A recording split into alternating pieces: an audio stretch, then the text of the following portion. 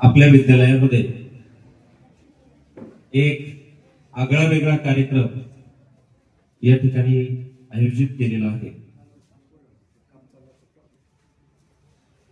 या कार्यक्रमाचं स्वरूप जर सांगायचं म्हटलं तर सुदर्शन प्रबोधन न्यूज यांच्या वतीनं आज या ठिकाणी एक विशेष कार्यक्रम आयोजित केलेला आहे आणि हा कार्यक्रम सादर करण्यासाठी या ठिकाणी उपस्थित असणारे हरिभक्तपरायण ज्ञानेश्वर मिडगुले महाराज हे पत्रकार आहेत, व्याख्याते आहेत, त्याचप्रमाणे त्यांना साथ देणारे छायाचित्रकार सन्माननीय दत्तात्रयजी भुजबळ महाराज हे दोनही मान्यवर या ठिकाणी आपल्या विद्यालयामध्ये उपस्थित झाले। टाळ्याच्या गजरामध्ये आपण सर्वांनी या दोनही मान्यवरांचं स्वागत करायचं। त्याचप्रमाणे हा कार्यक्रम आयोजित करण्यासाठी आपल्या विद्यालयाचे मुख्याध्यापक सन्माननीय आनंदकर सर यांनी देखील परवानगी दिलेली आहे आणि सुसरावी अशा स्वरूपाचा हा कार्यक्रम आपल्या विद्यालयामध्ये आज सादर होत आहे। सर्वांनी पहिल्यापासून शेवटपर्यंत एक अर्ध्या तासाचा कार्यक्रम राहील साधारणपणे। शांत बसायचंय, समोर शूटिंग चालू आहे पहा, भुजबळ साहेब या ठिकाणी छायाचित्रकार आहेत। हे तुमचा जो संपूर्ण कार्यक्रम झालाय हा कार्यक्रम YouTube वरती दिसणार आहे। हा कार्यक्रम शांतपणे ऐकण्याचं दुसरं एक कारण असं आहे की जे ते व्याख्यान देणार आहेत मिडगुले महाराज त्याच्यावरती तुम्हाला ते 2-3 प्रश्न विचारणार आहेत शेवटी, आणि ज्या विद्यार्थ्याला या प्रश्नाचं उत्तर देता येईल त्या विद्यार्थ्याला हरिपाठाचं पुस्तक त्याचप्रमाणे इतर 2 पुस्तकं या ठिकाणी त्या विद्यार्थ्यांना बक्षीस म्हणून या ठिकाणी देणार आहेत। सन्माननीय मिडगुले महाराज आणि भुजबळ महाराज हे श्री संत निळोबाराय दिंडी सोहळा पिंपळनेर तालुका पारनेर या ठिकाणावरून ही दिंडी सोहळा पंढरपूरच्या दिशेने निघालेली आहे। काल श्रीगोंदा शहरामध्ये ते मुक्कामी होते आणि त्यांनी इच्छा व्यक्त केली या ठिकाणी आनंदकर सरांकडे की सर मला असा थोडासा कार्यक्रम घ्यायचा आहे, आणि सरांनी तात्काळ या कार्यक्रमासाठी परवानगी दिली। त्याबद्दल सर्व उपस्थित मान्यवर आणि सर यांचं परत एकदा आपण टाळ्याच्या गजरात स्वागत करायचं। यानंतर सन्माननीय हरिभक्त ज्ञानेश्वर मिडगुले महाराज यांना मी विनंती करतो की आपण आपल्या व्याख्यानाला सुरुवात करावी। पाहिजे फळाफुलांचा मळा पाहिजे, आनंदाचा सोहळा पाहिजे, गावात मंदिर कमी असली तरी चालेल पण सुंदर अशी एक शाळा पाहिजे। अशा सुंदर अशा विद्यालयाच्या सर्व गुरुजनांना वंदन करून तुम्हा विद्यार्थी बालमित्रांना ज्ञानेश्वर मिडगुलेचा मनापासून मनपूर्वक नमस्कार।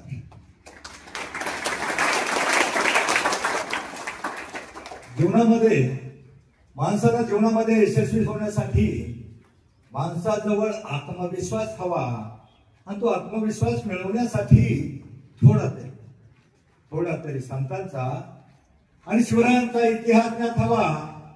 तुम्हाला माहिती आहे आपली भारतीय संस्कृती जिची जगामध्ये ख्याती अशी आदर्श अशी भारतीय संस्कृती, पण अलीकडं त्याला मुलं मुली सर्व समाज फायबल झाल्यासारखं वाढलाय। सगळीकडे वाढवा पसरलाय, फडका उडालाय, आग जवळ येते आणि त्यामध्ये सगळे समाज नवीन पिढी होरपळणार आहे, आणि त्यासाठी एकच मार्ग आहे वाचण्याचा, संतांचे विचार। मानव जीवनामध्ये 2च प्रकारे मोठा होऊ शकतो, यशस्वी होऊ शकतो, एक तर शिकून आणि दुसरं सवरून। शिकून म्हणजे शिक्षण, क्षणाला शिकायचं असतं, आणि सवरून म्हणजे सवरून। सकारात्मक अर्थाचे जेवढे शब्द सत्य, सदाचार, संयम, सुविचार प्रत्येक संतांच्या विचारामध्ये माणसाचं जीवन बदलण्याचं सामर्थ्य असतं। एक चांगला विचार घेऊन तुम्ही जगण्याचा वागण्याचा प्रयत्न केला तर तुमच्यातला प्रत्येक जण यशस्वी चांगला मोठा माणूस होऊ शकतो। हा विश्वास देण्यासाठी संत दिंडीतर्फे मी तुमच्या समोर हजर आहे। बऱ्याच वेळा मुलांना असं वाटतं मी गरीबाचा, मी कमी हुशार, मी बुटका, मी काळा, मी कसा मोठा होणार। प्रत्येक जण मोठा होणार, बुटकाही मोठा होणार आणि काळाही मोठा होणार। तुम्हाला माहिती आहे भारताच्या राष्ट्रपती काय नाव त्यांचं मुलींनो? काय नाव? द्रौपदी मुर्मू. कोणत्या घराण्यात जन्मल्या, कोणत्या जाती जन्मल्या, त्यांचा कलर काय गोरा होता का? तरीही त्या राष्ट्रपती झाल्या. का झाल्या? लहानपणी 6व्या वर्षी त्यांचे आई वडील खदानीमध्ये गाडून वाढले. त्यानंतर अनाथ झाले, अनाथाश्रमात शिकली आणि इतकी शिकली, मन लावून शिकली आणि तिनं असं टॅलेंट पाजळलं. प्रत्येक वर्षात प्रत्येक बोर्डात प्रथम आली आणि तिच्या टॅलेंटमुळं, फक्त टॅलेंटमुळं, तिच्या हुशारीमुळं राष्ट्रपती बनली. कोणत्या घराण्यात जन्मलो, कोणत्या जाती जन्मलो, कोणता रंग देवाना आपल्या द्यायचा हे आपल्या हातामध्ये नसतं. पण जन्मल्यानंतर शिकून सवरून कसं मोठं व्हायचं हे नक्की तुमच्या हातामध्ये आहे. दुसरं उदाहरण एपीजे अब्दुल कलाम. माहितीये ना कोण होते? शास्त्रज्ञ. एका मुस्लिम समाजातला गरीब घरातला खायला अन्नाची पंचायत. तो मुलगा लहानपणापासून 4 वर्षाचा असल्यापासून पेपर टाकायचा. पेपर टाकून उपजीविका करता करता ते पेपर एखादा ओरला किंवा रद्दीच्या पानामधून पेपरच्या मागे लेख असतात, ते लेख वाचायचा. लेख वाचून वाचून त्याच्या डोक्यामध्ये बसलं, अरे आपणही काहीतरी करू शकतो, आपणही काहीतरी नवनिर्मिती करू शकतो. आणि भारतातला मिसाईल मॅन राष्ट्रपती म्हणून झाला. का? गरीबाचा मुलगा. कोणत्या समाजात जन्मलो ते आपल्या हातामध्ये नसतं. पीटी उषा माहिती आहे तुम्हाला कोण आहे? धावपटू. बरोबर. अहो तिला काय अचानक पदक मिळालं का? एका शरीराच्या मागे पळणारी मुलगी. एका शिक्षकानं जाता जाता पाहिलं, ती शरीराच्या मागे इतकी धूम पळत होती आणि शिक्षकानं पाहिलं पोटी वाऱ्यासारखी पळते. आणि मग त्या शिक्षकानं शाळेत त्याला बोलवली, शाळेत घातलं आणि शाळेतल्या स्पर्धेमध्ये त्याला पहिल्यापासून उतरवलं. पहिले 2-3 वर्ष शाळेमध्ये चमकली. तालुक्याला, जिल्हा परिषद, जिल्ह्याला, राज्यामध्ये नंबर आला. तामिळनाडूमध्ये ती मुलगी पहिली आली, पदक मिळालं. नंतर भारतामध्ये त्याला पदक मिळालं. परंतु आंतरराष्ट्रीय स्पर्धेमध्ये सतत 2 वर्ष तिचं पदक हुकलं गेलं. फक्त किती सेकंदानं? 9 सेकंदानं. पण ती प्रॅक्टिस करायची. तिने हार मानली नाही. तिने हार मानली नाही आणि हार मानली नाही. ती दररोज प्रॅक्टिस करायची. ह्या गावापासून त्या गावापर्यंत, त्या गावापासून ह्या गावापर्यंत 10 किलोमीटरचा प्रवास. आणि त्या वेळेला त्या गावामध्ये एक दिवशी काय झालं, त्या गावामध्ये जशी पोहोचली, तिथून मागे जशी फिरली, त्या वेळेला त्या गावामधल्या कुत्र्यांची कळवण लागली होती. कुत्र्यांची भांडणं पाहिली का तुम्ही कशी गुरकतात? आणि मग ज्या वेळेला कुत्र्यांची कळवण लागली, ती मागे फिरली, एक कुत्र तिच्या मागे आलं आणि त्यावेळेला बाकीची कुत्री सगळी त्या कुत्र्याच्या मागे पळाली.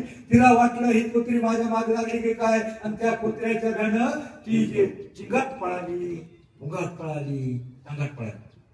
9 सेकंद सोडा, 15 सेकंद सोडले. किती?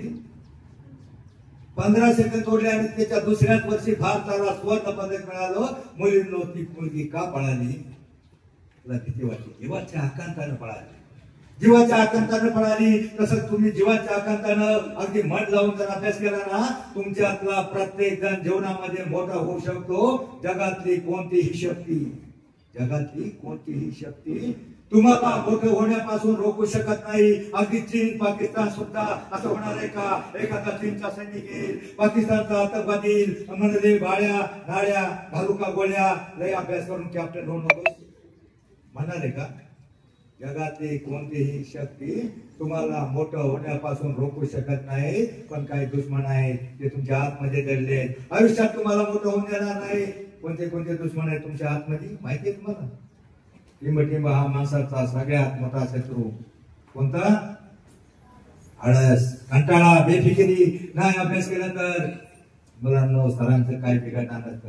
थोडस रागवतील, त्याचं काय बिघडणार नसतं. पण तुम्हाला मोठं व्हायचं असेल ना, आतले शत्रू पहिले बाहेर काढा. आणि त्यापेक्षाही सर भयंकर, डेंजर, महाविघातक तुमचे काय जाणी दुश्मन आहेत. आयुष्यात तुम्हाला मोठं होऊन देणार नाही, बर्बाद करतील.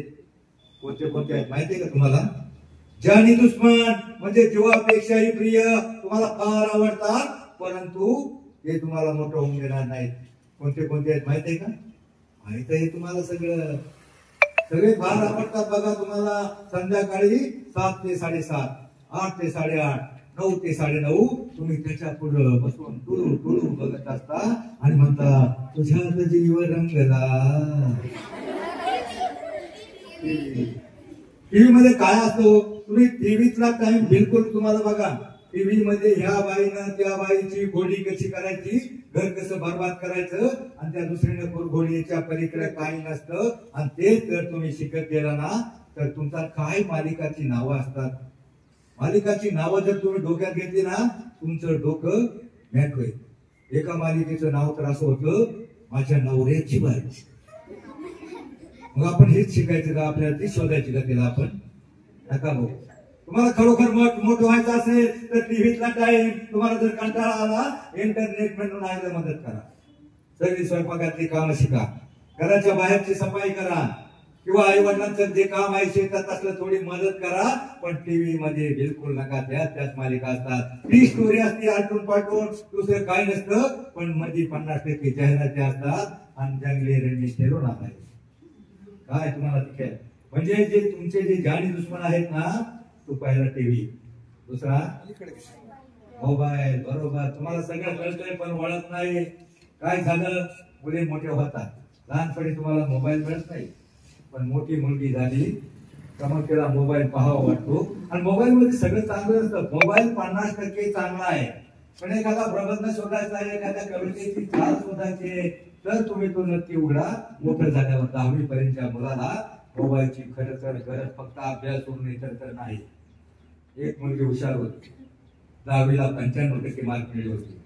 आमच्या कोरेगाव भीमाजवळ एक गाव आहे, छोट्याशा खेड्यातली एक मुलगी 95% मार्क. परंतु 11वीला कॉलेजला गेली, वाघोलीला एका मंत्र्याचं मोठं कॉलेज आहे, त्या कॉलेजला मुलगी गेली. आणि त्या कॉलेजमध्ये असे न शिकण्याची गरज नसलेले काही हिरो असतात. तिच्या पुढच्या वर्गातला एक मुलगा काय 25-50% चालणारा तिच्या हातला मुलगा त्या 95%च्या मुलीला त्याने हेरलं. हुशार सुंदर मुलगी. आणि मग तिला त्याने हेरल्यावर तो तिला प्रेमाचं झाड टाकला. ते हाय पाय गाडीमधून यायचा, मोठ्या गाडीमधून यायचा. ती गरीबाची मुलगी होती. आणि मग तिच्यावर त्यानं झाड टाकलं आणि ती मुलीला फसवण्याचा प्रयत्न केला. मुलगी होती भैयाची, उत्तर प्रदेशातल्या भैयाची मुलगी. तिथे नोकरीला आलेला तिचा बाप, आणि ती गरीबाची नोकरदाराची भैयाची मुलगी. तिला वाटलं आणि हा हिरो आपल्याला भेटतोय तर काय. मग त्या मुलानं त्याला झाड टाकलं. तिच्याकडे साधा मोबाईल सुद्धा नव्हता.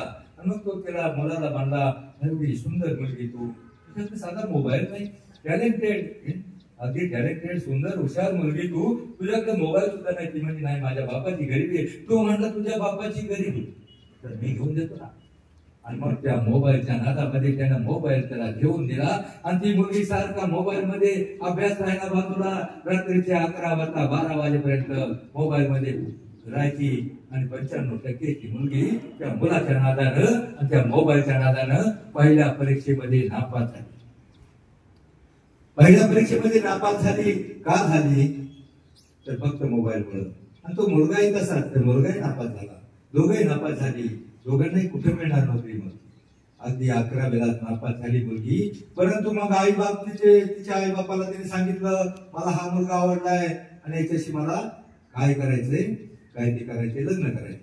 मुलगा आवडलाय, पण तर बापाने पाहिलं, अरे याला नोकरी नाही, बापाच्या जीवावर जगणारा मुलगा, त्याला मुलगी कशी देणार, त्याला कुठून देणार मुलगी मी. आणि मग त्या मुलानं त्याला बापानं सांगितलं, याने जर नोकरी शोधली तरच मी याला मुलगी देईल. तो मुलगा गेला.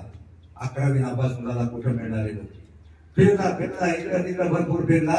पण काय झालं, एक सर्कस चालू होती आणि त्या सर्कस मधला वाघ त्या आधारे पडून गेला होता.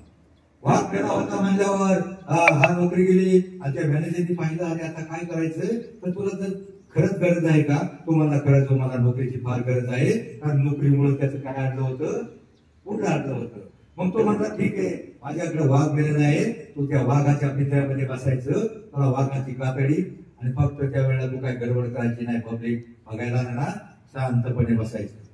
मग तो वाघाची नोकरी मिळाली. पण त्याला पगार किती मिळाला, 8,000. 8,000 काय होणार. तिचा बाप त्या भाया म्हणला, त्या मुलीचा बाप म्हणला, 8,000 में क्या होगा, 8,000 में तो रूम भाडा भानगडी नाही चलेगा. ती मुलगीला इतकं ती त्या प्रेमात पाहली होती. ती मुलगी म्हणली, पप्पा मी पण नोकरी करते ना, मी पण नोकरी करते. आम्ही दोघांनी, त्याला 8,000 मिळतात, मला काय 8,000 10,000 मिळतील, मी नोकरी करते. आणि त्या मुलीला नेमकी मुलगी गेली आणि नोकरी शोधत एक जाहिरात आली होती, एका सर्कस मध्ये काम मिळतंय. ही मुलगी गेली तिथं सर्कस मध्ये, नेमकं रोगराईमुळे त्या सर्कसीतले प्राणी मेले होते. पहिला वाघ मेला होता, दुसरी अस्वल मेली होती. मग त्या अस्वलीच्या पिंजऱ्यामध्ये तिला नोकरी मिळाली. अस्वलीची कातडी पांघरून तिथं बसायचं. आता मला सांगा, अस्वलीचं ही मुलगी थोडी खादाड होती, त्याला फुकट खायला मिळालं ते मला कुंभर त्याचं खादाड होती, त्याला भूक सहन होत नव्हती. अस्वलीची नोकरी त्याला मिळाली, त्याला 10,000 पगार मिळाला. आणि मग त्याला 10,000 पगार मिळाला, याला 8,000 आपल्या वडिलांना सांगितलं मला पगार मिळाला, मी पण आज कामाला जाणार आहे. आम्हाला दोघांनाही नोकरी मिळाली, 18,000 आमचं चालू शकतं. आणि मग वडील म्हणजे ठीक आहे, बघतो, विचार करून बघतो, 2 दिवसात सांगतो. ती मुलगी दुधेला गेली. मुलगी दुधेला गेली, पण ती मुलगी खादाड, तिला खाल्ल्याशिवाय जमत नव्हतं. दुपारपर्यंत त्या अस्वलीला काय खायला, आता जो खायचं म्हणजे अस्वल असल्यावर खाणारा टाकायचा काहीतरी, पण त्याला माहिती ते खाणारा टाकणारा जो खाऊ अस्वल नाही. पण त्या वाघाच्या पिंजऱ्यामध्ये कुणी काहीतरी टाकायचं, खाद्य टाकायचं, आणि सहज एकानं वाघाच्या पिंजऱ्यामध्ये 2-4 केळी टाकली, वाघाला भिवून टाकली. त्यातलं एक केळी मधल्या जाळीच्या वर अडकलं. 2 केळी टाकली त्याने, त्या वरल्या जाळीच्या वर एक केळा अडकलं. आणि केळी अडकलं. पब्लिक दुपारी कमी झालं. कमी पब्लिक झाल्यावर त्या अस्वलीच्या बाजूच्या पिंजऱ्यामध्ये ती मुलगी अस्वल होती, तिला भूक लागली होती. तिनं ते केळ पाहिलं आणि पलीकडे बाजूला होतं. ती वर चढली आणि वर चढल्यावर तशी वर चढली, केळ पलीकडल्या बाजूला जाळीच्या होतं. हात केला, इकडचा हात सटकला आणि ती वाघाच्या पिंजऱ्यामध्ये पडली. वाघाच्या पिंजऱ्यामध्ये पडलं. बापरे, ती वळणं लागली. वाघ त्याला वाटलं वाघ खातो का नाही, धावा वाचवा. त्या वाघानं तिच्या तोंडावर हात सोडला. वरडू नकोस, जर तू ओरडलीस तर कळल का हे वाघ नाही, लोकांना कळल माझी नोकरी जाईल. आणि त्याने पाहिलं तिची नोकरी जाईल. मला सांगा, 95% मुलगी जी वाघासारखं सिंहिणीसारखं जगू शकत होती, कलेक्टर होऊ शकत होती, लेफ्टनंट होऊ शकत होती, काही बनू शकत होती, ती मुलगी फक्त मोबाईलच्या नादात व्हायरल झाली. म्हणून माझी तुम्हाला विनंती आहे, आपल्या जे वाघाचं जीवन आपल्या जन्मामध्ये येणार आहे, सिंहाचं जीवन तुमच्या वाट्याला येणार आहे. तुम्हाला मुलींना तुमच्या ताकद नाही, मुलींना तुमची स्वतःची ताकद नाही. जिजामाते त्याने काय तुम्ही, सावित्री त्याने काय तुम्ही, झाशीच्या राणीचे वंशज आहे तुम्ही, तारा राणीचे वंशज आहे तुम्ही. त्या तारा राणीनं औरंगजेबाला 9 वर्ष धुंदवरून ह्यात मातीत काढलं. त्या तारा राणीच्या लेखीत तुम्हाला तुमच्या सामर्थ्याची कल्पना नाही, तुमच्या शक्तीची कल्पना नाही. तुम्ही कोण आहात ते तुम्हाला थोडक्यात सांगतो. मुलगी म्हणजे जानकीचे अश्रू तू, ती उकळता लाभात तू, खंडवातील आग तू, तांडवातील पेश तू, मोहिनीची युक्ती तू, जगदंबेची शक्ती तू, ती सतीचे वाण तू, राघवाचा बाण तू, विनेचा झंकार तू, हिरांचा रत्नहार तू, पवित्र तीर्थक्षेत्र तू, शंकराचा त्रिनेत्र तू, चंडिकेचे छद्म तू, अंबिकेचे पद्म तू, मैसभेतील शिल्प तू, नवसृष्टीचा संकल्प तू, गीतेचा संदेश तू, क्रांतीचा उद्घोष तू, संस्कृतीचा मान तू, आणि आमचा अभिमान तू. आई बापाचा अभिमान म्हणजे मुलगी असते. आणि त्या मुलींना आपल्या आई वडिलांना मान खाली घालावा लागेल असं कधीच करू नका. मी जास्त मोबाईल या विषयात बोलणार आहे, कारण मोबाईल हा सध्या सगळ्यात मोठा रोग निर्माण झालेला आहे. मला सांगा, तुमच्या घरामध्ये लहान बाळ जर रडत असलं तर आई काय करते? मला सांगा, मोबाईल काय खेळ नाही का, खुळखुळ आहे का? पहिलं काय झालं, त्या आईला माहित नव्हतं. जीवनामध्ये तुमचे 3 गुरु असतात, खरे 3 गुरु असतात. आणि ते 3 गुरु तुम्हाला, त्यातले 2 गुरु आणि जे 3च माणसं जगामध्ये, फक्त 3 माणसं तुमचं हित चिंतितात. तुम्ही मोठं व्हावा, चांगलं व्हावा, तुमचं कल्याण व्हावा, तुम्ही मोठ्यात मोठं व्हावा, फक्त जगातल्या 3 माणसाला वाटतं. कोणती 3 माणसं माहिती तुम्हाला? माहिती? आई, वडील आणि शिक्षक. फक्त या 3च माणसांना वाटतं तुम्ही मोठं व्हावा. इतर तर तुमचे स्पर्धक असतात, तुम्ही बाहेर धंदा टाकला तर तिथं कॉम्पिटिशन असतं. एखाद्या परीक्षेला इंटरव्ह्यूला गेला की ते तुमचा कॉम्पिटिटर असतं, त्याला कधीच वाटत नाही माझी सोडून याला नोकरी मिळावा. फक्त 3 माणसं तुमचं हित चिंततात, तुमची आई, वडील आणि शिक्षक. शिक्षकाला वाटतं एखादा मुलगा तुमच्यातला कलेक्टर झाला तर काय ते शिक्षक तुम्हाला पगार मागणार नाही, पण ते अभिमानानं त्यांना सांगता येईल, अरे हा माझा मुलगा आहे, कलेक्टर झाला, छाती ठोकपणे सांगता येईल. फक्त 3च माणसं जगामध्ये तुमचं हित जिंकतात, इतर 99% लोक तुमचे स्पर्धक असतात. तुमचं कल्याण तुम्हाला मार्ग ओढण्याचा प्रयत्न करतात. मला सांगा, एक मुलगी, मी थोडं मोबाईलवर सांगतो कारण सत्य घटना सांगतो सर, मी जे सांगणार आहे ना ती सत्य घटना आहे. पेरणे फाटा आमच्या जवळ 7 किलोमीटर आहे, गोरेगाव भीमा जवळ एक पेरणे फाटा गाव आहे, आणि त्या पेरणे फाट्यातली अशीच एक हुशार मुलगी 12वी झाल्याच्या नंतर कॉलेजला गेली, वाघोलीला कॉलेज, आणि कॉलेजमध्ये शायनिंग करणारे हिरो तर असतात, पण तिथं अशाही प्रकारचे लोक असतात आमच्या भोळ्या बाबड्या मुलींना फसवून आतंकवादी बाहेरच्या समाजात नेऊन विकणारा एक गट असतो. तिथं कॉलेजच्या बाहेर त्यांना मोबाईल शॉपिंग टाकून देतात, आमच्या भोळ्या बाबड्यामध्ये मोबाईल चार्जिंग करायला जातात, त्या मुलीचा नंबर करतो, तो मुलगा तिच्याशी बोलण्याचा प्रयत्न करतो, पुढल्या वेळेला पुढे घेतो, पुढल्या वेळेला म्हणतो आज फार मॅचिंग ड्रेस घातलास, आज फार सुंदर दिसतेस. आता सुंदर म्हणल्यावर मुलीला आवडतं, मग ती हरभऱ्याच्या झाडावर ती बोलते आणि मग हसते, अथवा सुंदर दिसल्यावर ती हसते फसते. आणि त्या मुलीला तो पण म्हणतो एवढी हुशार मुलगी तू, एवढी हँडसम, एवढी हुशार, एवढी टॅलेंटेड मुलगी तू. आणि त्या मुलीला मोबाईल तिच्या बापात दिला होता, एवढा छोटासा 500 रुपयाचा तू वापरतेस. ती मुलगी म्हणली मला येणं पाहिजे, मला कॉन्ट्रॅक्ट साठी येणं पाहिजे, मला काय गरज आहे मोबाईलची. पण तो म्हणताय तुझ्यासारख्या हुशार, देखण्यास हँडसम, ब्रिलियंट मुलीला कसला मोबाईल पाहिजे, अँड्रॉइडचा मोबाईल पाहिजे. म्हणली माझ्या बापाची ऐपत नाही, माझा बाप एक गरीब शेतकरी आहे, माझ्या बापाची ऐपत नाही. तुम्हाला तुझ्या बापाची ऐपत नाही तर मी देतो ना, मी देतो ना, माझ्या नको नको. ही मुलगी नको घाबरली, तुझा मोबाईल घेतल्यावर माझ्या बापाला जर कळलं तर माझा बाप मला घरात ठेवायचा नाही, उलटी लटकेल, घरामध्ये उलटी लटकेल. तो म्हणला तुझ्या बापाला कसं कळल, तुझा बाप शेतामध्ये कुठेतरी गावाला कष्ट घामाच्या धारा गाळायला असेल, रक्ताचं पाणी करत असेल, तुला शिकवण्यासाठी कुठेतरी शेतामध्ये कळवणार, तुझ्या बापाला कसं कळल.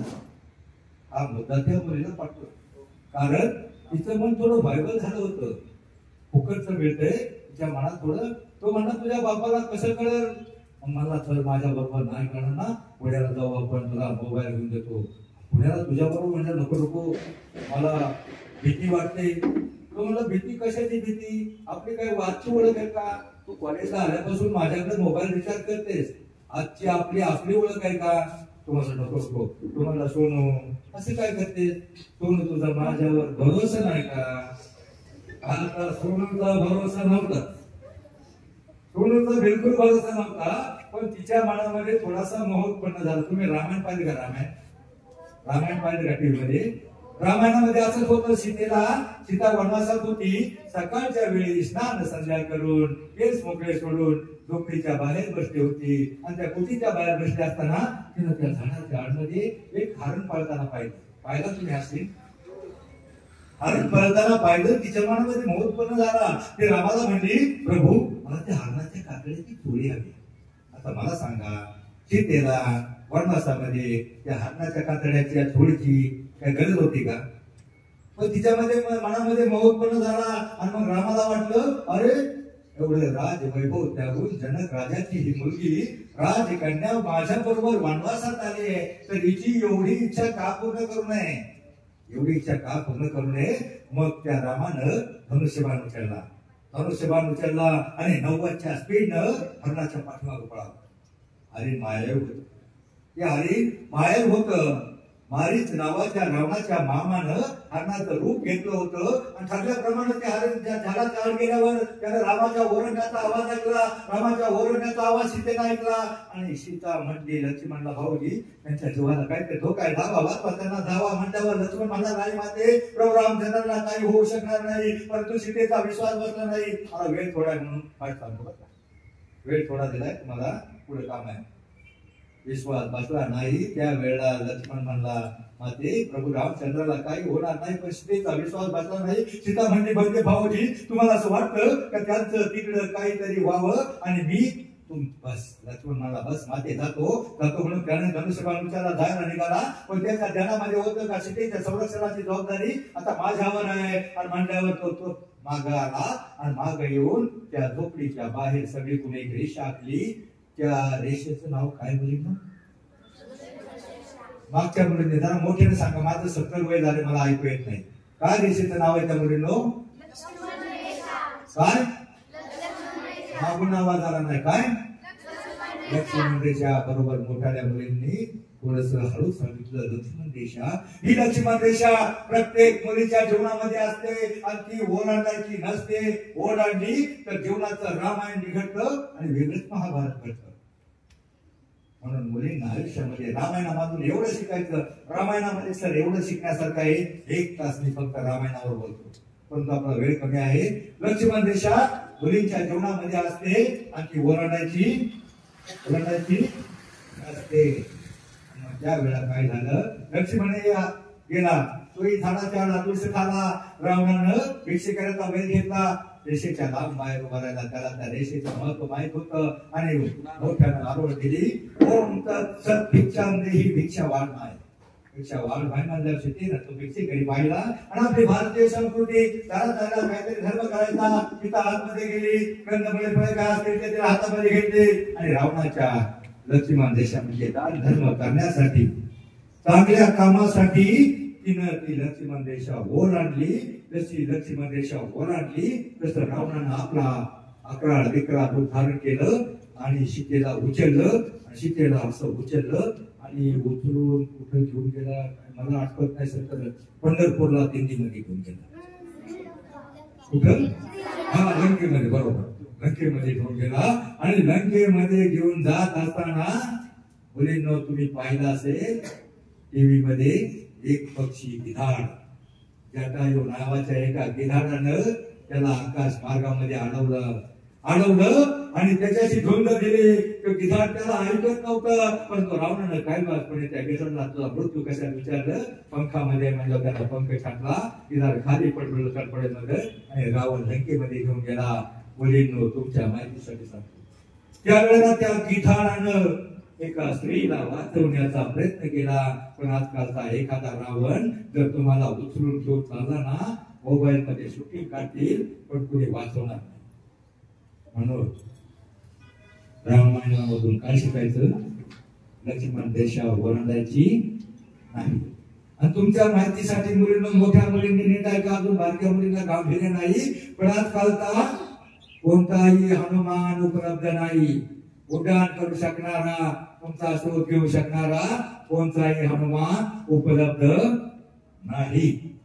आजकालचा राम पण लय अवलादी आहे. आजकालचा राम तुम्हाला माहिती का लय अवलादी झालाय. तो पण म्हणल त्याला लय शायनिंगची चकचकीत थोडी लागत होती. हरणाच्या कातड्यासाठी जाऊ द्या ब्यात गेली गीता गेली गीता मिळेल. म्हणून मुलींना रामायणापासून असं शिकायचं आयुष्यामध्ये लक्ष्मण रेषा ओलांडायची नाही. तसा सीतेला मोह उत्पन्न झाला तसा त्या मुलीलाही मोह उत्पन्न झाला. तिचं मन घेत नव्हतं परंतु तिचं मन वाटलं मिळतोय फुकाट घ्या. त्याला पुढलं रामायण माहित नव्हतं. ती त्या मुलाबरोबर पुण्याला गेली. आता तुम्हाला गणित येतं ना. तो मुलगा 20,000 रुपये घेऊन गेला. 18,000चा मोबाईल घेतला. किती उरले? 2,000. आता मुलगी पुण्याला नेली म्हणजे वडापाव थोडी जाणार आहे. त्याची वडापाव काय केलाय अवकाश नव्हती. तो त्याने त्याला 5 स्टार हॉटेलमध्ये नेलं. 5 स्टार हॉटेलमध्ये मागवलं पोटभर मुलीने खाल्लंच होती. पोटभर मुलीने खाल्लं 1,800 रुपये बिल आलं. आता मला सांगा मग किती वाचली? पुण्यावरनं तिच्या गावाला मेरणे पाट्याला यायला 40-80 रुपये लागत होते. 80 रुपये लागत होते. शाणं व्हायचं का नाही त्यानं? निघायचं ना बसलं तर त्याने अजून मुली शायनिंग करायचा प्रयत्न केला. और कुछ खाएगी? अजून काही खायचंय? आईस्क्रीम खाओगी? ती म्हणली हा हा बोंबाले 180 रुपये गेले. आता किती उरले? आणि यायला किती लागत होते? मग प्रश्नचिन्ह चेहऱ्यावर त्याचा प्रश्नचिन्ह निर्माण झालं, त्याचा गाव वेगळाच होता, पण मागे यायचं प्रश्नचिन्ह निर्माण झालं, त्याला पैसे मिळणार होते. आपण 80 रुपये लागतात, 20 रुपये खिशात उरले. आता दुःखी चेहऱ्यानं तिला न दाखवता पायऱ्या उतरायला लागला.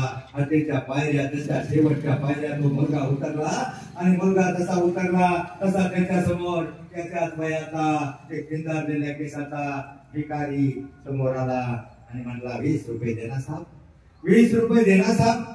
त्यानं त्या भिकाऱ्याकडे पाहिलं, तो म्हणला 20 रुपये का क्या करेगा? तो म्हणला, कुछ नहीं साहब, मोबाइल को रिचार्ज करना है, गर्लफ्रेंड को फोन करना है.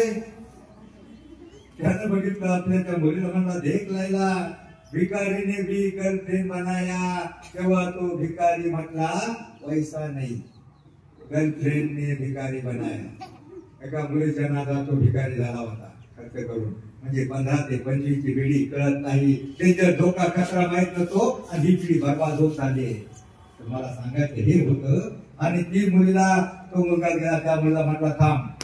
20 रुपये खिशात होते, 20 रुपये त्यानं मोठ्या उधार करण्याचा अवतार म्हणून त्या भिकाऱ्याला 20 रुपये काढले, ती नोट खडकवली, त्याच्या हातामध्ये दिली. त्या मुलीला म्हणला, थांब. मुलगी पायरी जवळ थांबली. तो गेट जवळ गेला आणि गेट जवळ गेल्यावर त्यानं मोबाईल काढला आणि मोबाईलवर फोन केला. हॅलो हेलो, मुर्गी लाया हूं, मुर्गी लाया हूं, मेरा 5 लाख रुपये रेडी करना. मुर्गी लाया हूं.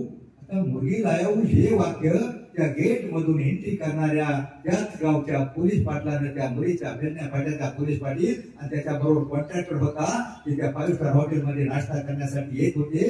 त्यांना ऐकलं, हा मुलगा म्हणतोय मुर्गी लाया हूं, 5 लाख रुपये रेडी रखना. अशी कुठली मुलगी सोन्याची?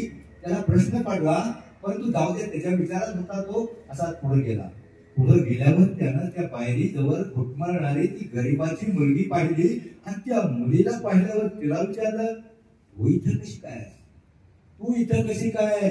त्यावेळेला त्या मुलीनं असं घुटमळत तिकडे पाहून त्या मुलाकडे हात केला. त्याच्या बरोबर म्हटल्यावर त्या पाटलाच्या डोक्यामध्ये करंट पेटला. अरे, मुलगी म्हणजे कोंबडी नाही, मुलगी म्हणजे मुलगी. 5 लाखाला तो एजंट असावा. त्या पाटलाला सगळं पोलीस पाटील म्हणल्यावर सगळं माहित होतं. बाहेरच्या देशातली अनेक लोक अशा आपल्या मुली पळवण्यासाठी टपलेले आहेत. त्या पाटलाला सगळी प्रकरणं माहित होती. मग त्याच्या डोक्यात करंट पेटला. मुलीचा हात धरला, मला चल त्याच्याकडं. जसा मुलीचा हात धरून तो पाटील गेट जवळ जायला लागला आणि त्या मुलानं पाहिलं, पाटील आणि ही तिघजण येत आहेत माझ्याकडं. तो जो मुलगा त्यांना पाहून ते 90च्या स्पीडनं पळाला. तर तो त्याच्या देशामध्ये आरक्षण पुढे गेला माहित नाही. 2011 पासून त्या कॉलेजच्या बाहेरची टपरी अजूनही बंद आहे. मुलींना आयुष्यामध्ये लक्ष्मीच्या मोहाला, लोभाला, प्रलोभनाला बळी पडायचं नाही. लहान लहान मुलींनी बातम्या ऐकल्या असतील, चॉकलेटचा आम्ही दाखवून लहान मुलीवर अत्याचार केला जातो. मोठ्या मुलींना मोबाईलचा आम्ही दाखवलं जातं. सगळ्यात डेंजर आम्ही मोबाईलचा आम्ही दाखवलं जातं. आणि त्याच्या मोठ्या मुलीला त्या कॉलेजला गेल्यावर वेगळंच आम्ही दाखवलं जातं. काय म्हणतो तो मुलगा? आता मला वेळ कमी आहे. काय म्हणतो मुलगा? आज तो इंग्लिश, सर मी जुना बीकॉम आहे, पण मला जास्त 35% इंग्लिशला मार्क होती. मला जास्त इंग्लिश येत नाही. तो मुलगा आमचे फसवं वाक्य निघाले, सगळ्यात फसवं, मृगजळ माया जळल्यासारखं फसवं वाक्य निघाले. तो इंग्लिश मध्ये त्या मुलीला काय म्हणतो मला 2 आय काय यू त्या मोठ्या मुलीला म्हणतो. पहिलं तो झाडं फेकतो आणि शेवटला म्हणतो आय काय यू आणि मग आय काय यू काय म्हणजे काय आय काय यू. आता मला जास्त इंग्लिश नाही, तो शब्दच विसरला माझा. पण एखादा जर तुम्हाला म्हटला तिथे गेल्यावर भरोसा ठेवू नका. एखादा जर तुम्हाला तिथे गेल्यावर बाय चान्स ती वाईना पोहोचेपर्यंत कॉलेजला गेल्यावर जर म्हटला आय काय येऊ, तर त्याला म्हणायचं तुझी आय माझ्या बापाकडे आईकडे घेऊन ये आणि मग आपण ठरवू. मुलीला फसवलं जातात सर. आपल्या देशातल्या 65,000 मुली वर्षाला अशा प्रकारे अरब राष्ट्रामध्ये, आतंकवादी देशामध्ये नेऊन विकल्या जातात. असं एक काळ आहे लव जिहादच्या नावाखाली. म्हणून मुलींना आयुष्यामध्ये सावध राहा. त्यांच्या धोका खतरा कुठे लिहिलेला नसतो, कुठे बोल नसतो, अलवेड वय असतं, परिणामाची कल्पना नसते आणि मुली प्रलोभनाला भरून आपली जिंदगी बर्बाद करतात. तुम्ही एक पिक्चर निघाला होता, तो पिक्चर निघाल्याच्या नंतर काय पिक्चरचं नाव होतं? त्या करमाळ्यामधल्या बऱ्याच मुली पळून गेल्या होत्या. काय पिक्चरचं नाव होतं? सैराट आणि त्या मुलीने चांगलं तुमची पिढी पटकन घेत नाही. त्या मुली पळून गेल्या आणि त्या पळून गेलेल्या 155 मी त्या गावामध्ये 2 दिवस मुक्काम ठोकून होतो. ती बातमी ऐकल्यावर, कारण मी 45 वर्ष पत्रकारिता करतो. किती 145 मुली करमाळा भागातल्या पळून गेल्या होत्या आणि त्यातल्या 144 मुली 8 दिवसामध्ये ते पार्सल रिटर्न आलं. पण ते काय चांगलं राहिलं का? बरबाद होऊन आलं. आणि एकदा बदनाम झालेल्या मुलीला समाज स्वीकारत नाही. म्हणून मुलींना आयुष्यामध्ये लक्ष्मण रेषा ओलांडायची, काय सांगितलं, ओलांडायची नाही. एवढं जर शिकला तर का तुमचा बाप तुम्हाला घडवण्यासाठी लहानपणी उठून घरकांड काढतो. बालवाडी, anganwadi, KG, TP, high school, college तुम्हाला घडवण्यासाठी तुमचे आई वडील 20 वर्ष कष्ट घेतात. किती वर्ष? पण एखादा माणूस, एखादा प्रलोभट म्हणत I want to marry with you, त्याला म्हणावं तुझी मॅरी तिकडे जा. प्रलोभनाला तुमच्या आई वडील काही तुम्हाला खाट्यामध्ये लोटणार नाही. तुमच्या आई वडील तुम्हाला खाट्यामध्ये लोटणार नाही. पत्रकारिता करत असताना सर शिक्रापूर पोलीस स्टेशनला एका चांगल्या श्रीमंताची मुलगी, शेतकऱ्याची मुलगी, हुशार मुलगी, एक मुलगी, एका मुलीवर ऑपरेशन केलं. मुलगी तिला त्यांना बापांना अनेक स्थळे दाखवली होती. त्या मुलीनं ती स्थळे नाकारली आणि स्थळं नाकारली. तिनं ते म्हणजे त्या मुलाला बंगला नाही, त्या मुलाला गाडी नाही. आता त्याला नवीन मुलाला कुठं गाडी बंगला मिळणार आहे? त्याच्या मुलाच्या घरी आई बाप आहेत, तो मुलगा नको. आणि शेवटी ती मुलगी एका वीट भट्टी कामगाराबरोबर पळून गेली. काय असतं त्याच्यात? काय असतं? सैराट मध्ये ती अर्चिका भेटली. बापाचे बरेच पैसे घेऊन पळून गेले. तिथं पैशाचं पाकिट त्या डांबिंग मध्ये पोलीस स्टेशनला आणि टॉटी बार करताना पैशाचं पाकिटही पडून गेलं. तिथं गेल्यावर ते दागिना काहीतरी होता तो विकला. ते पैसेही संपले. तुम्हाला 2-3% सांगतो, वेळ संपलेला आहे. पैसे संपले. पैसे संपल्याच्या नंतर त्यांना कुठं राहायचं, काय करायचं प्रश्न होता. आणि मग ते एका बाकड्यावर रात्रीच्या वेळी रस्त्याच्या कडेला बाकडा होता. त्या बाकड्यावर दोघे बसून झोपी गेले. अशी पाहिलं का तुम्ही? बाकड्यावर बसले, बाकड्यावर झोपी गेले. आणि झोपी गेल्याच्या नंतर रात्रीच्या वेळेला आमच्या दिंडीचे काही वारकरी त्या रस्त्यावर जात होते. वारकऱ्यांनी पाहिलं, आणि ही अनाथ बालक, ही गरीब बालक, यांचा काय प्रॉब्लेम आहे? यांना झोपायला जागा नाही किंवा काही नाही, आमच्या तंबूमध्ये यांना घेऊन जावा. आणि मग त्या वारकऱ्यांनी त्या दोघांना उठवलं आणि म्हणले चला आमच्या तंबूमध्ये. आणि इथं कुठे रस्त्याला झोपलाय? चला आमच्या तंबूमध्ये, आमच्या दिंडीमध्ये उद्या फक्त एवढं करायचं, राहण्याची सोय आहे, सगळं आहे. आमच्या तंबूमध्ये चला, फक्त विठ्ठल विठ्ठल म्हणा. वारकरी होते का ती? कोण होते त्यांना उठवणारे? तू पाहिलं ना विठ्ठल? नाही पाहिलं. कोण होते त्यांना? कोणी उठवलं? कोणी? गुंड होते बरोबर, सगळ्यांनी पाहिलाय. पण कोणी पाहिलाय? सगळं ऐकलेला मी पिक्चर पाहिलाय म्हणून सांगत नाही. त्या 2-5 गुंडांनी त्याला पैशाला कोणी हाताला धरलं, त्याला एका कोपऱ्याला फरफटत नेलं. आणि मग त्या आरतीला 4-5 गुंडांनी दोन्ही हाताला दोन्ही बाजूनी धरलं. आणि मग त्या एका कोपऱ्यामध्ये नेऊन पुष्पगुच्छ, शाल, श्रीफळ देऊन तिथं नेऊन तिचा ते सत्कार करणार होते का? म्हणून मुलींना आयुष्यामध्ये लक्ष्मण रेषा ओलांडण्याची नाही. जाऊ द्या, वेळ संपलेला आहे. तो प्रसंग जाऊ द्या. आणि मग त्या वेळेला एक देरी बाजात का हे कर्नाटक माता म्हणून त्याला जाऊन दिला. आणि मग ते गुंड पळून गेले, सोडलं. तुमच्या माहितीसाठी सांगतो मुलांनो, की डेरिंगबाज अक्का सोडा. एखाद्या मुलीला किंवा महिलेला 5-7 गुंडांनी कुठं जर असं पळवलं, छेडलं, तर त्यावेळेला डेरिंगबाजा सोडा, मोठा पुढारी, पहिलवान, बोक्का सुद्धा मध्ये येत नाही. म्हणून मुलींना आयुष्यामध्ये आपल्या बापाची मान खाली जाईल असं वागायचं नाही. तो बाप पोलीस स्टेशन मध्ये रडत होता. रडून त्यानं सगळं कालचं फरशी भिजवली होती. आम्ही त्याला विचारलं, तुमच्या मुलीचा फोटो घ्या, आम्ही शोध घेऊ. तो म्हणला नको, माझ्या मुलीचा फोटो घेऊ नका पेपरला. आमच्या भावकीमध्ये, नातेवाईकामध्ये बदनामी होईल. माझ्या बाबांच्या 2-4 मुलींची लग्न व्हायचे. तिचा बाप रडत होता. मग ज्या मुलीमुळं आपल्या 20 वर्ष बापानं सांभाळलं, त्या मुलीनं आपल्या बापाला पोलीस स्टेशन मध्ये लढायला लागावा का? लावणार का? आणि शेवटी 8 दिवसानंतर आम्ही पत्रकार असल्यामुळे त्या बापानं आणि आईनं दोघांनाही गळफास घेऊन आत्महत्या केली. मला आठवलं तरी रडायला येतं. पण मुलीने एक काम करा, आयुष्यामध्ये एकच काम करा, फक्त सुविचार, संतांचे विचार, चांगले विचार डोक्यामध्ये घ्या, वाईट विचारानं वागू नका, कोणत्याही लोभाला पोहाला प्रलोभनाला बळी पडू नका. आयुष्यामध्ये लक्ष्मण रेषा जी तुमच्या मुलीच्या जीवनामध्ये असते ती ओलांडू नका. तुमचं बाप, तुम्ही हुशार आहात, फक्त जे करणार आहात काय आयुष्यामध्ये. कारण अलीकडं मी बऱ्याच शाळेमध्ये, कन्या शाळेमध्ये गेलो, मला शिक्षिकेनं प्राध्यापिकेने सांगितलं, प्राचार्य मॅडमनं, भंडाऱ्यातल्या शाळेमध्ये कन्या शाळा होती का, ती म्हटली एक मुलगी 11वीला घरून आली पण 8 दिवस शाळेतच आली नाही. मग तिचे पालक आले, म्हणजे आमची मुलगी पालकाला लेटर पाठवलं, 8 मुलगी गैरहजर. सरांनी फोन केला मॅडमने, त्यावेळेला ते पालक आले, म्हणजे मुलगी रोज शाळेमध्ये जाते. तेव्हा कळलं का ती मुलगी शाळेमध्ये न येता कुठेतरी जाते. मग मुलींना असं गैरकृत्य आयुष्यामध्ये करू नका. जीवन फार मोठं आहे आणि मुलांना मुली मिळत नाही, तुम्ही घाबरायचं कारण नाही. आणि मुलांना तुमच्यासाठी एकच सांगतो, आयुष्यामध्ये द्रौपदी मुर्मू पंतप्रधान काय झाले, राष्ट्रपती. एपीजे अब्दुल कलाम राष्ट्रपती झालाय. पण मुलांना, मोठ्या मुलांनी जरा कान खोललाय का? प्रत्येक गावामध्ये 10 ते 12% मुलं आजकाल त्यांची लग्न होत नाही.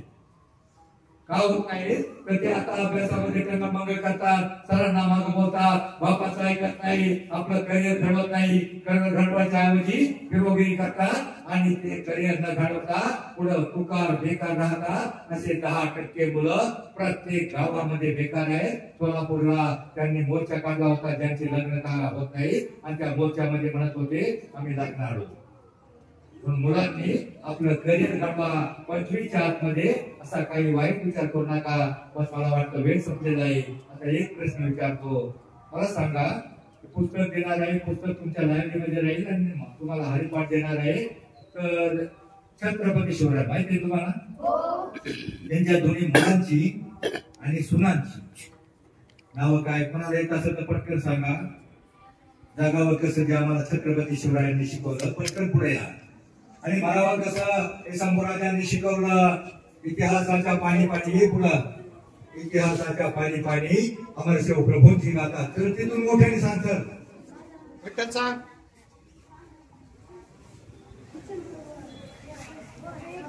लक्ष द्या. हा तिथूनच सांग. सांग मोठ्याने, ओरडतो ना शेळीला.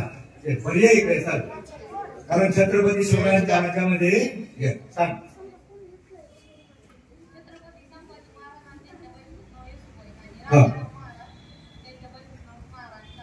टाळ्या वाजवायच्या. छत्रपती शिवरायांमुळे आमचा समाज सेफ आहे. छत्रपती शिवरायांचा फोटो घरामध्ये आता मी बरंच सांगतो त्या विषयावर. एक पुस्तक देणार आहे, 33 कोटी देव, रावळी ना देवळी ना कोण असावी, ही एक शोकांतिका आहे. आणि डॉक्टर बाबासाहेब आंबेडकर आणि ऐका, कोणाला माहिती, महात्मा ज्योतिबा फुले नाही माहिती? बरं जाऊ द्या, हा प्रश्न नाही. आणि दुसरा एक प्रश्न आहे का माहिती? काय बोलतो काय मुलाचं नाव? डॉक्टर बाबासाहेब आंबेडकर आणि महात्मा ज्योतिबा फुले.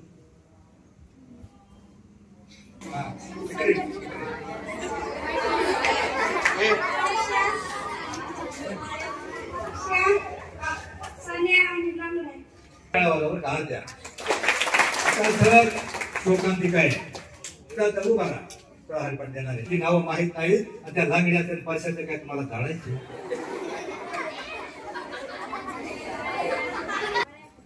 शिक्षकांसाठी सर एक असं, समाजाला आपली संस्कृती, संतांचे विचार जगवायचे असतील तर तुम्ही ते राष्ट्र मागता का? आणि ते राष्ट्रमाप फक्त संस्काराचा असेल, फक्त संतांच्या विचाराचा असेल, शिवरायांच्या विचाराचा असेल. आपला समाज सुरक्षित आहे फक्त शिवरायांच्या आणि संतांच्या विचारामुळं. म्हणून शिक्षकांना माझी विनंती, शेवटी जाता एक राष्ट्रमाप यांच्यावर संस्काराचं टाका. कारण इंग्लिश मिडियमला अभंग एखादा अभंग त्यांच्याकडून पाठ करून घ्या. अवघाची संसार सुखाचा करीन, जगाचा संसार सुखाचा करायचा आहे. त्यांना नाही कळलं तरी स्वतःचा संसार सुखाचा करायचा आहे. एवढा जरी अर्थ कळला तरी फार झालं. मला वाटतं वेळ संपत आलेली आहे. आयुष्यामध्ये शिका इतकं डिग्र्या कमी पडतील, जगा इतकं आयुष्य कमी पडेल, असा इतकं आनंद कमी पडेल. दौडा असं कवनाशिबाचा पासा निखळून पडेल. परंतु मला प्रयत्न इतका करा, अभ्यास इतका करा, त्या विठ्ठलाला, पांडुरंगाला, त्या देवांना तुम्हाला देणं भागच पडेल, देणं भागच पडेल. बस जाता जाता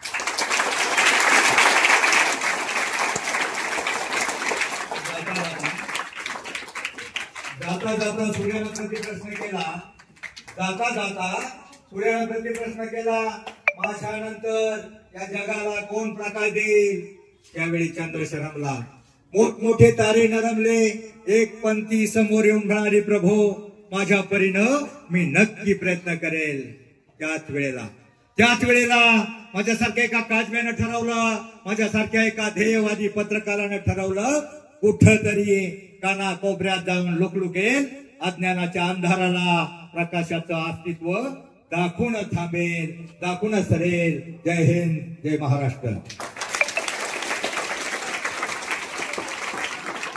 पत्रकार हरिभक्तपरायण ज्ञानेश्वर महाराज बिटकुले यांनी अतिशय सुश्राव्य अशा प्रकारच्या आपल्या वाणीतून सामाजिक प्रश्न आणि विविध प्रश्न हे तुमच्या समोर मांडले. त्यांचा उद्देश एकच होता की जे काही मी सांगितलंय त्या संस्काराची शिदोरी तुमच्या जवळ ठेवा. मुलींनी मुलांनी कसं वागावं, आज समाज कोणत्या दिशेने चाललाय, आणि तुम्हाला आम्हाला संस्कार आणि ह्या संस्काराबरोबर उत्तम प्रकारचं शिक्षण, ह्या दोन गोष्टींची जोड जर दिली तर तुम्ही जीवनात निश्चित यशस्वी व्हाल, अशा प्रकारचा संदेश महाराजांनी आपल्याला दिलेला आहे. महाराजांनी या ठिकाणी आपली उपस्थिती दाखवली. तुम्हाला अतिशय सुश्राव्य अशा प्रकारचं व्याख्यान या निमित्तानं त्यांनी दिलं. त्याबद्दल विद्यालयाच्या वतीने त्यांचा सन्मान होतोय. विद्यालयाचे मुख्याध्यापक अनंतर सर यांना मी विनंती करतो.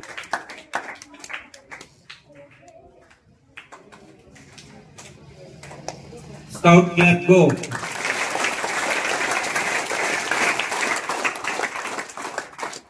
महाराजांनी तो स्वीकारावा अशी मी त्यांना विनंती करतो.